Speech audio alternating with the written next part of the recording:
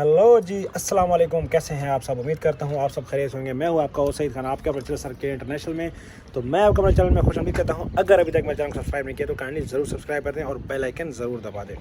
आज की वीडियो है वो बहुत ज़बरदस्त होने वाली है। आज की जो वीडियो है वो है दुबई के विज़िट वीज़ा और वर्क वीज़ा के बारे में। ये न्यू अपडेट है, न्यू अपडेट वीडियो है। ये उन लोगों के लिए है जो दुबई के वीज़ा के बारे में जानना चाहते हैं जी। तो स्टार्ट करते हैं अपनी वीडियो को। जो दुबई का विज़िट वीज़ा है, दुबई के विज़िट वीज़े इस टाइम पे जो है दुबई का विज़िट वीज़े उसकी रेशो अच्छी चल रही है। जो शारजाह और अबू धाबी उसका पहले पोर्टल 10-15 दिन बंद रहा है, अभी 10-15 दिन से उसका पोर्टल ऑन हो गया है। बट प्रॉब्लम ये है कि उसमें 80% रिजेक्शन रेशो आ रही है। तो बहुत से लोग ये कह रहे हैं कि जी आपकी जो फॉर्म फिलिंग है उसमें गलती है, किसी की वजह से गलती है। अगर ये गलतियां हो रही थी तो अब क्यों हो रही हैं? पहले भी तो सेम प्रोसीजर से हो रही थी। ऐसी बात नहीं है। तो वीज़ा जो रेशो है, वीज़ा रेशो बहुत कम हुई है। शारजाह के वीज़ा इस टाइम पे रिजेक्ट हो रहे हैं और उसके बाद अबू धाबी की, ये विजिट वीज़ा की बात कर रहा हूँ, नॉट वर्क वीज़ा, ओके। और दुबई का जो विजिट वीज़ा है उसकी जो रेशो है वो 90 एंड 10 यानी कि 90% का रेशो है वीज़ा अप्रूव होने के। तो जो दुबई का विजिट वीज़ा है वो लग रहा है, बट शारजाह का नहीं लग रहा। दुबई का जो विजिट वीज़ा है उसका क्या तरीक़ाकार है, उसमें यह है कि जो फैमिली वीज़ा है वो तो फ़ौरन अप्रूव हो जाता है, जैसे आप फैमिली के साथ जा रहे हैं। बट अगर आप सिंगल जा रहे हैं पाकिस्तान से तो हमारे वीज़े रिजेक्ट हो रहे हैं, ठीक है। यानी सिंगल बंदे के वीज़े रिजेक्ट हो रहे हैं। अगर आप लेस देन 35 ईयर्स आपकी एज है फिर भी आपके वीज़े रिजेक्ट हो रहे हैं, ठीक है। और उसके अलावा जो +40 वाले लोग हैं उनके वीज़े एक्सेप्ट हो रहे हैं अगर वो अकेले बंदे का वीज़ा आप डालते हैं, ठीक है।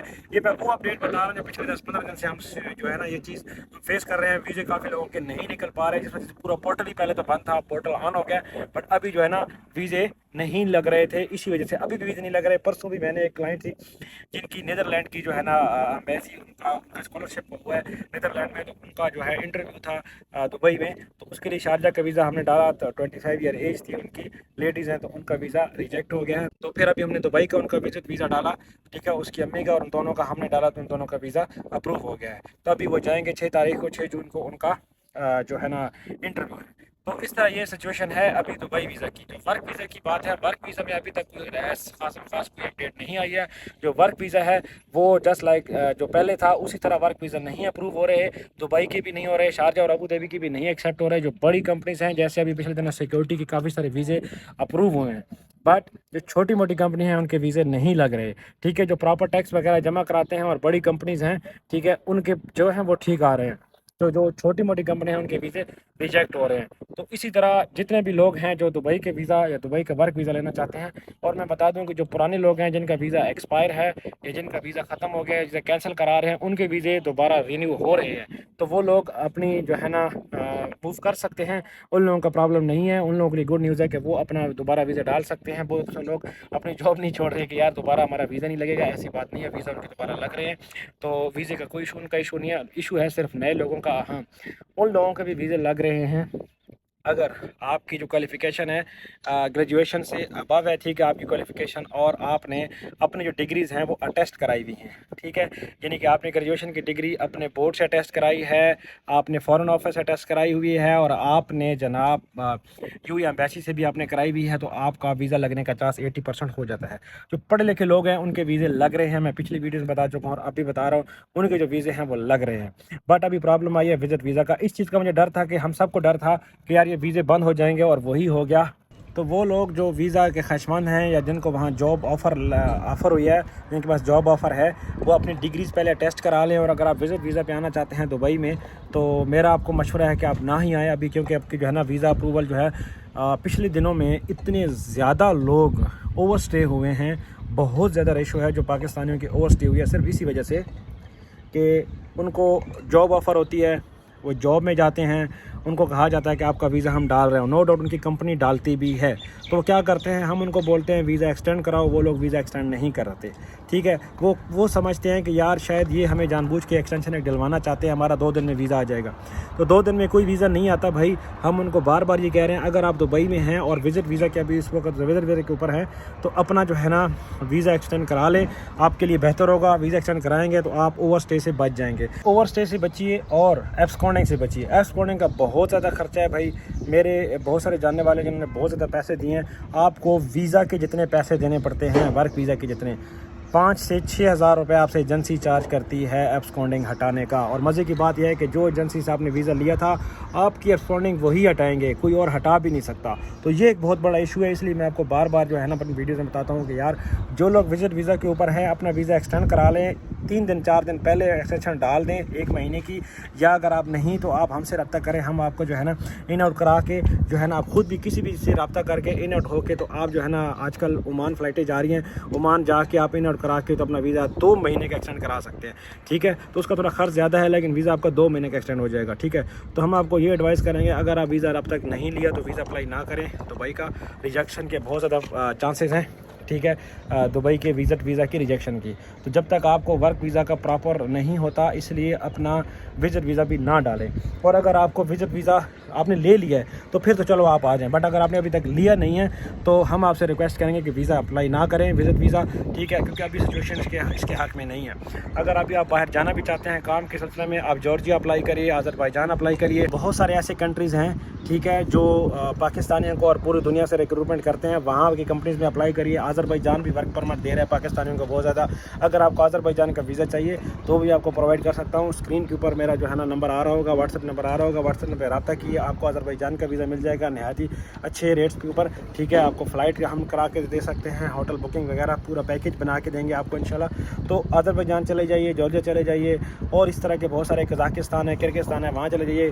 ठीक है, इन कंट्रीज़ में पाकिस्तानियों के वीज़े बंद हो रहे हैं। उसकी क्या वजह है? उसकी वजह ये है कि जनाब उज़्बेकिस्तान ने बैन लगाया हुआ है, कज़ाकिस्तान और किर्गिस्तान के वीज़े बंद होने लगे हैं। वो इस वजह यह है कि लोग क्या करते हैं, किर्गिस्तान जाके वहाँ से कज़ाकिस्तान चले जाते हैं और फिर वहाँ से रशिया में इंटर हो जाते हैं। कज़ाकिस्तान की टेरिटरी बहुत बड़ी है, ठीक है, रकबे के लिहाज से बहुत बड़ा कंट्री है। फिर वहाँ उनकी चूँकि आपस में ये लोग जिस तरह शेंजन में चेकिंग वगैरह नहीं है तो इनकी भी चेकिंग नहीं है, तो लोग वहाँ से चले जाते हैं रशिया, रशिया से फिर पोलैंड में इंटर हो जाते हैं। तो ये अभी डंकी का ये रूट चल रहा था, लोग तुर्की के वीज़े नहीं दे रहा था, तुर्की के ऊपर बहुत ज़्यादा यूरोपीय यूनियन का, शेंजन का बहुत ज़्यादा प्रेशर था कि भाई आपकी वजह से लोग जो है ना शेंजन स्टेट्स में घुस रहे हैं, सिर्फ आपकी थोड़ी सी सिक्योरिटी आपकी टाइट नहीं है, ये है वो है। तो इस वजह से तुर्की ने बहुत ज़्यादा सिक्योरिटी टाइट की हुई है, तुर्की ने वीज़े भी पाकिस्तानियों के बहुत ज़्यादा मुश्किल कर दिए हुए हैं सिर्फ इसी वजह से। तो मेरी आपसे रिक्वेस्ट है, आप किर्गिस्तान चले जाइए, कज़ाकिस्तान चले जाइए, वहाँ पे काम मिल सकता है आपको। कज़ाकिस्तान में अगर आप गारमेंट्स का काम जानते हैं, फुटबॉल ग्लव्स, इकानो शूट वगैरह किसी चीज़ का काम जानते हैं, सर्जरी जो है ना जो आलात हैं इनका काम जानते हैं, तो फिर आप किर्गिस्तान, कज़ाकिस्तान चले जाइए। स्पोर्ट्स के बारे में आपको इन्फॉर्मेशन है तो आप इन मुल्कों में जा सकते हैं, वहाँ पर आपको स्पोर्ट्स जो है इसमें आपको काम मिल सकता है। ठीक है, जो दुबई का वर्क वीज़ा है वो इस वक्त नहीं मिल रहा है। ठीक है, विज़िट वीज़ा भी और वर्क वीज़ा भी, उसमें भी इशू आ रहा है अभी तक। दुबई का जो वर्क वीज़ा है वो भी नहीं लग रहा, दुबई का विज़िट वीज़ा भी नहीं लग रहा है। तो मैं इस वक्त हूँ पाकिस्तान में, मेरी 22 को फ़्लाइट है थाईलैंड की, Malaysia, Thailand, Laos, Cambodia, Vietnam और इंडोनेशिया, उसके बाद सिंगापुर, मालदीव, इन सब की मेरी फ़्लाइट है। अगर आप ये ट्रैवल सीरीज़ देखना चाहते हैं तो मेरा चैनल है SK ट्रैवलिंग के नाम से, वहाँ मुझे सब्सक्राइब कीजिए मेरे चैनल को। ठीक है, मेरे चैनल को सपोर्ट कीजिए। और हाँ, मैं इन कंट्रीज़ में जा रहा हूँ। ठीक है, हमारा एक प्रॉपर हम एक सिस्टम बनाने जा रहे हैं जिसमें हम यहाँ पे रिक्रूटमेंट एजेंसीज़ के साथ कुछ हमारे कॉन्ट्रैक्ट है, वो हम कॉन्ट्रैक्ट करेंगे, विज़िट वीज़ा के ऊपर हम काम करेंगे और हम यहाँ पे डायरेक्ट रिक्रूटमेंट करवाएंगे। ठीक है, पाकिस्तान से और दुबई से भी जो लोग थाईलैंड, मलेशिया में काम वगैरह, वहाँ पे होटल में बहुत ज़्यादा काम मिल जाता है। तो इस प्रोजेक्ट के ऊपर मैं जा रहा हूँ, मैं इस प्रोजेक्ट के ऊपर काम करने जा रहा हूँ। इंशाल्लाह बहुत जल्द आपको मैं थाईलैंड से, मलेशिया, लाओस, कंबोडिया, वियतनाम बहुत अच्छा कंट्री है। चाइना के बाद दूसरा नंबर वियतनाम का आता है। वियतनाम का बहुत ज़्यादा एक्सपोर्ट जाती है वियतनाम से इतनी ज़्यादा एक्सपोर्ट जाती है, ये जितना भी आपका जो ब्रांडेड सूट्स हैं, ब्रांडेड जितना भी माल जा रहा है सब वियतनाम से जाता है। जितने भी बड़े बड़े ब्रांड हैं सबका माल वियतनाम से बन के वो पूरी दुनिया में सप्लाई हो रहा है। रशिया में बहुत ज़्यादा माल जा रहा है, रशिया में, पाकिस्तान में, सियालकोट से, गुजरांवाला से बहुत ज़्यादा जो है ना ये टावल वगैरह, ये सूट्स वगैरह जा रहे हैं। ठीक है, बट ज़्यादा जो अगर यहाँ से 10 कंटेनर जाते हैं दिन के तो वहाँ से 200 कंटेनर पर डे आ रहे हैं चाइना से और 200 से 300 कंटेनर वियतनाम से आ रहे हैं। इतना ज़्यादा काम है वियतनाम में। तो वियतनाम में जा रहा हूँ इंशाल्लाह। वियतनाम में अगर कोई जॉब वैकेंसीज हुई है, इस तरह कोई मामलात हुए तो हम इंशाल्लाह रिक्रूटमेंट का प्रॉपर एक अच्छे चैनल बनाएंगे जिससे फिर हम यहाँ पे लोगों को यहाँ से लेके जाएंगे वियतनाम, वहाँ उनका इंटरव्यू करवाएंगे और उनको इंशाल्लाह जॉब दिलवाएंगे। तो इस सिलसिले में हमारे चैनल को सब्सक्राइब कीजिए। ठीक है, हमारे चैनल के साथ जुड़े रहिए। इंशाल्लाह बहुत जल्द इन कंट्रीज़ की अपडेट आने वाली हैं, तो वो वीडियोज़ मैं यहाँ से नहीं बनाऊँगा, मैं वियतनाम जाके या थाईलैंड, मलेशिया जाके वहाँ जाके वो वीडियो बताऊँगा। फिर मैं आपको प्रॉपर एक डिटेल में समझाऊंगा कि भाई यहाँ पे कौन कौन से काम आपको मिल सकते हैं, कौन कौन से काम आप कर सकते हैं जो ईजिली आपको मिल सकते हैं। ठीक है, तो आज की वीडियो में इतना ही। उम्मीद करता हूँ कि आपको मेरी बातें समझ आ गई होंगी। ठीक है, अगर आपको मेरी वीडियो को मुफीद लगी है तो प्लीज़ मेरे चैनल को सब्सक्राइब कीजिए और मेरे चैनल को सपोर्ट कीजिए और मेरी वीडियो को शेयर कीजिए। और अगर आप ट्रैवलिंग के शौकीन हैं, ट्रैवलिंग की सीरीज़ देखना चाहते हैं तो मेरा दूसरा चैनल है SK ट्रैवलिंग के नाम से, वो इसी चैनल के साथ जो है ना, इसी में उसका लिंक दिया हुआ है, उस चैनल को भी आप सब्सक्राइब कीजिए। तो इंशाल्लाह मैं आपको लम्हा ब लम्हा इससे आगाही देता रहूँगा। ठीक है, तो keep travelling, keep watching my videos. Thank you very much. फ़ी अमानिल्लाह। अल्लाह हाफ़िज़।